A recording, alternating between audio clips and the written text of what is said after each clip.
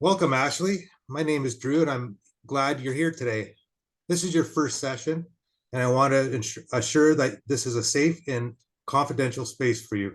My role as a counselor is to provide support, guidance, and understanding as we navigate through your concerns and goals. I understand that reaching out for help can be a courageous step, and I commend you for taking it.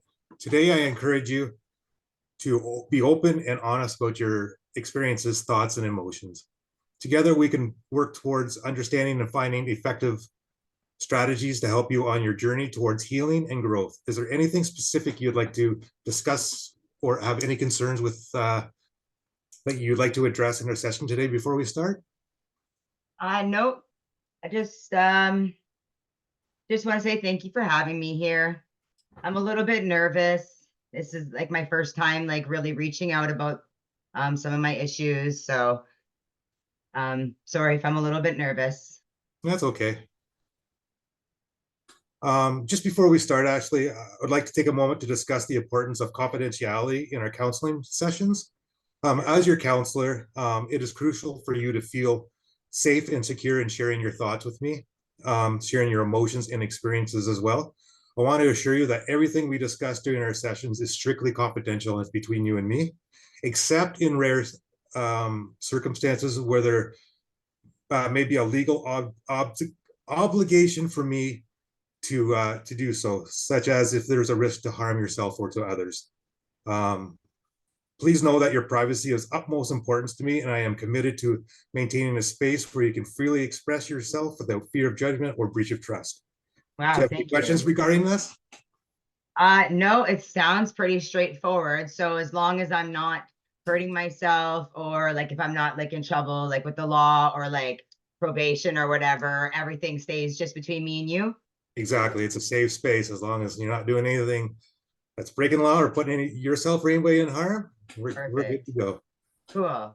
And just one more note before we start. I just want to make sure that you're comfortable.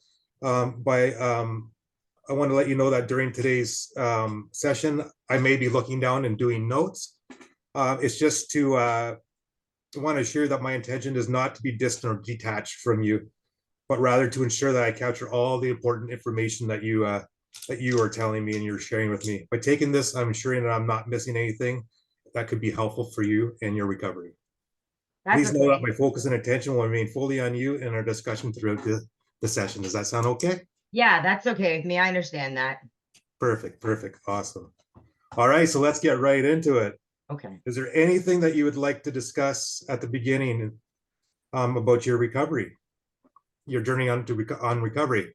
Um, it's just been a little bit of it's been a bumpy road for me.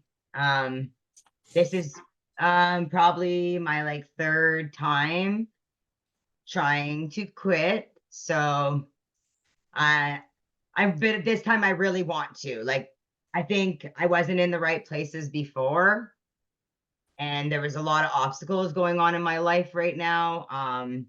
So, I actually left my relationship and made a really big step and I'm moving out on my own and away from the relationship and we were enabling each other, I find. So now that's where I am now. I've moved out and I'm taking this step and I really want to change now. Well, that's great. Um, I commend you for your determination on your road to recovery. It's a very hard road, and the biggest step is recognizing that you need help. And I see that you're making that first step. You made that on your own, and then coming to see me is a great step as well. Um, what are some specific challenges that you've faced so far in your road to recovery? Um, so well, being in that relationship was a big challenge for me because I wanted to quit and he didn't. So that was hard, and I'm still kind of facing that because like I still feel like I love him. Um, and I feel like I'm kind of going through it like alone now because like all my friends and everybody, like I had to leave a whole life behind, and now I kind of feel like I'm a little bit alone. Um, like I have some family that I talk to sometimes, but yeah, like that's my biggest challenge. And I think like that's why I took the step to come here, because I wanted to have somebody that I can talk to and go through it. So that's definitely my biggest challenge, is just feeling like everybody that's around me is a bad influence. I can understand that. It could be very hard going through the recovery process. Have you experienced any relapses since you started your recovery? Yeah, so this is my third time. Like this time around, since I quit 35 days ago, and I haven't smoked any crack since. Um, I did do a little bit of speed on a couple of occasions, not as much as I normally would do, but I didn't smoke any more crack this time in recovery. So it's been 35 days, and this time in 35 days, I haven't smoked any crack. But yes, I did do a little bit of the speed, but then I felt really bad after. Speed. So so crack was your main addiction, you would say? Yes, Yeah. yeah. I smoked a lot of crack, and then like and then when I like and then yeah, and then just did speed too sometimes, like on top of that as well Okay. sometimes. Well, thank you for sharing that with me. How have you been managing these cravings or triggers that um Um, so and I know this is gonna sound I replaced one drug with another drug, and like and now I have a food addiction, like, and I'm smoking weed and I'm smoking pot now instead. So every time like I feel like I want to get high, or I want to smoke crack, like I go and I smoke weed, and then I'm eating, and then I eat food. So I'm just like smoking weed and eating and sleeping, and smoking weed, eating and sleeping. It's just kind of what's getting me by right now. I know it's not like the best routine, but it's kind of what's working for me right now. And as soon as I get like a craving, I smoke a little bit of weed, and then that goes away. And then I eat, and then I get tired and I go to sleep. So it's kind of just like a pattern. so it sounds like to me that you replaced the crack and addiction with another addiction, which is eating, sleeping, and smoking weed. Yeah, yeah, yeah, but they're better. They're better. Oh, definitely. You know, they're better. um, have you tried any support groups, or have you tried to attend any meetings to help you through this recovery? Um, Not yet. I've been like, for the first few weeks, it was more like I was trying to move out and get my stuff moved. And I did go through a lot of withdrawals as well. And I stayed inside for the first little bit. This is reaching out to Canadian Mental Health was like my first step. It was, and even then, like I almost didn't come today, because like I was like, oh, I don't need to go. Like, what are they gonna do? Like sometimes I feel like I need to be strong and I need to do it for myself. But yeah, so that's, I don't know of any meetings or anything like that. So, but I might be open to them. I'm not sure. Oh, okay, definitely. After before you leave today, after we conclude our session today, I could give you some information on some local meetings, all anonymous, of course, that may be able to help you. There's some online and there's some locally too that I Oh, may be able cool. to show you, and we could talk about it. And I can maybe even help get you into contact with some of these people and get you into some of these programs. Oh, thank you. That would be nice. Um, let me see here. How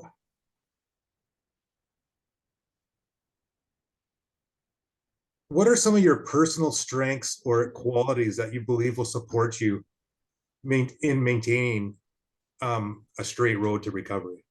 Yeah. So I definitely feel like I'm a pretty strong person. Before I was only in addiction, like I was only smoking crack for 3 years. And before then, like I was a completely different person who I feel like I am now. And that's kind of what's like helping me. Like I am I know I'm a very strong person and I make smart decisions.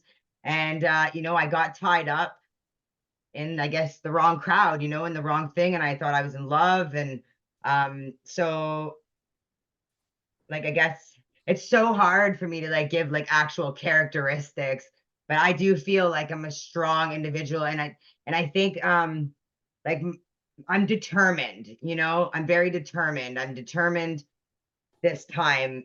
When I tried quitting before, I didn't really feel like, you know, I was like, oh, I got to do this, you know, it wasn't. But this time, like, I feel like, no, I need to do this. It's not like I need to. So I just feel very determined. Determination is the key to success and on your road to recovery. And I commend you for being so determined so far on this road. It's definitely a challenge. Thank you. It takes a lot of courage to face your past. Do you find that there's any trauma that may be in your past that may be linked to your addiction? I'm not too sure. Like, there's lots of like, I had a good family life growing up, um, until I was a teenager. And then when I was a teenager, my father, he ended up addicted to opioids because like he had to get his appendix removed. And back then that's when like they were pushing pills and stuff. Like well, I shouldn't say do that, but you know what I mean. Anyways, and I just, you know, so that got a little bit traumatic, but I was moving out then. So like I don't know if that would like if that affected me or not. I don't really talk. Like that's the thing. I've never really been the type of person. I never really like talk to people about my problems. I usually keep, you know, keep everything inside. And but now like I just find it so hard. Like it's just hard to like keep all these things inside now, you know? And maybe like my mom and I have a very close relationship, you know, so there's no trauma there. But like, you know, I did have lots of issues growing up as a teenager, and I was overweight at 1.2, which kind of when I started doing drugs was kind of something that I liked because I lost a lot of weight when I was doing the drugs. So that's kind of like trauma because I was traumatized. You know what? That is so much. That is trauma. See, now you got me talking. That's great. I think I did have trauma for that sense. If does that make sense? Makes total sense. Okay. Makes total sense. Um, so any aspects of your past life that you still feel that hold power over you, and you may and you feel that you may need to explore more, Hmm. such as like that past trauma? Do you feel that you may need to explore that past trauma more?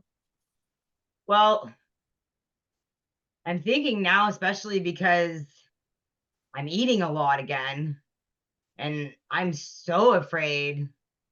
Like, what if I get fat again? And then I feel like that girl. I had I hated myself when I was in high school and the way that I looked. And you know, and people say, oh, looks don't matter, but like sometimes they do, and it really affects people. And you know, now that we're bringing it up, maybe it's something, you know, maybe I need to talk maybe about so I don't eat so much, or maybe not even so I don't eat it so much, because you know what? It's wrong for me to think that way.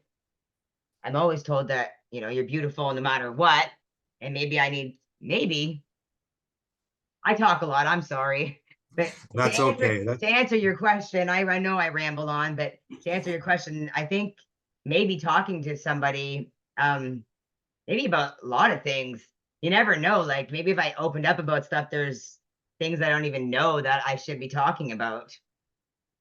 Well, that's why I'm here. Yeah. That's why I'm here to talk to you. You don't talk a lot, getting everything out. That's part of the process is getting everything out. I've already told you. How do your family members currently respond to your recovery journey so far? Have there been any positive or challenging dynamics that have emerged from your recovery with your family members right now? Yeah, my mom is great. My mom been through so much with me, and she's seen me at my worst, and you know, she never gave up on me. And you know, and that's what also like pushes me, because I have her and I have her support telling me, like you can do this and stuff, even though sometimes I do still feel alone because I don't always want to bring her into it. She's been through so much with me and I've watched her cry and I just, she's done so much for me already. So I don't always try to bring her in, but she is very proud. Like the fact that I moved out now and like I'm making the right steps and going through some of my withdrawals a few weeks ago, she was there and helped me take care of myself and cleaned up my puke and covered me with blankies, just like an amazing mother. So that's been really positive and having her like keep reassuring me, I think is really helping. Definitely. My father, he, like I said before, so his opioid issues got a lot worse and we talk, but it's very stressful on me and he's in and out of hospitals and stuff. And I kind of have distanced myself from him right now because I'm dealing with all my own problems and how am I supposed to deal with his problems on top of mine, right? I have been actually kind of feeling bad about that because he's my dad and I love him, but I'm just like haven't really been talking to him. Okay. Okay. So what would be your two biggest goals for the next, say, 3 months? If you were to come to see me every week for the next 3 months, what would be the two biggest goals that you would want to achieve? Well, I definitely want to like make sure I'm staying clean. I don't want to smoke any more crack. It does really bad things to me and it scares me. Um, maybe like we can like coping like coping skills, like maybe like help me like with different things to like because like I get stressed out and when I get stressed out, then that's when I want to like, things like I like to help me like relax in the moment and like understand that things are tough sometimes and I don't have to jump to drugs. Like um or I don't even know, just somebody to talk to. I don't even know if I'm gonna want to talk every single week, but um Oh, that's understandable. yeah, like I and Um, I want to and I want to go back to school eventually as well too. Like and I don't know like as an adult like steps to that either and being an addict and like I'd like to I'd like to maybe if there's meetings with other addicts and maybe I don't know how open to sharing I would be, but maybe just to listen in on if there's groups or I'd probably be open to doing stuff like that or like stress management, something. okay. Yeah, there's a lot of things that I feel like I could really address. I just don't like the two main things, I guess, would definitely be making sure that I stay clean. So I guess like that would be, I guess, going to groups or meetings. I think going to a meeting might help me. I'm not sure, but I'm definitely open to suggestions as well. Okay, perfect. Well, those are some inspiring goals, and I definitely think you're on the feel that you're on the right track. Um, as we move forward, I feel we could definitely work together in developing strategies and action plans to help achieve them. Now, let's take a moment to summarize what we discussed so far. You've shared um, what you've been experiencing, intent, cravings, and triggers, but you've also implemented various coping mechanisms such as um, reaching out to family members, um, reaching out to myself, which is great. Additionally, I've gained some insights on your underlying issues that are contributing to your addiction, and I want to actively help you to work towards healing. Your ultimate goal should be rebuilding your relationships, finding stable employment, or going back to school and creating a better life. And I feel that you're on a roll with that. That's great. Is there anything else you would like to add or further discuss before we conclude our initial session today? No, that seems really good, and I'm excited. I'm really happy that I came in. Okay, perfect. Now, just before you leave, let me make a note here of when would you be of what day of the week is best for you to come see me if we were to meet every couple of I weeks? like this day and this time. Like this is kind of perfect for me. If we can do that, like I really like schedule, like and like things to be the same. It just Okay, so perfect. if that works for you, I would love to meet at the same time every week Okay. or as many times as like you feel. But Let me see what I can do, but I'm pretty sure we can make those arrangements for you. All right. Well, thank you for coming in today. And before you leave, like I said, I promise you I'll get you some supports, a list of supports. Did you want me to get them for you now, or do you want me to just to email them to you? email would be good. Yeah. Yeah, email would be good Okay. for sure. I'll have those to you as fast as I can. That way they're in your email and you can research those whenever you find some time. Well, thank you Perfect. for coming in today, Ashley, and I hope that I'll see you again next week, and we can dive deeper into your road of recovery. Right. Thank you so much for meeting with me. Bye-bye. Uh, Okay. that was long. Hey, was it how long was that? 22 minutes. Okay, so I was like, hey, mine doesn't have to be that long. But no, seriously, Drew, that was so professional. Like, I am blown away by your professionalism during that, like your words and stuff. I should have went first. I'm intimidated now. Don't be intimidated. Oh no, like feedback, like I only have positive feedback for you. Like you were really good. I like that you explained that you were gonna, you're gonna be with notes, you're gonna be looking up and down, but either every time, like you were always looking up and like looking into my eyes and contacting with me. You did a great job of like summarizing things that I was talking about, and like digging into into it. I think you did a great job and you asked a lot of the questions. You used responsive questioning or Mhm. responsive answering. But no, like I have nothing like positive feedback. That was really, really good. You did excellent. Perfect. Thank I you. loved it. Did you like it? Are you Oh yeah, comfortable with that one? Okay.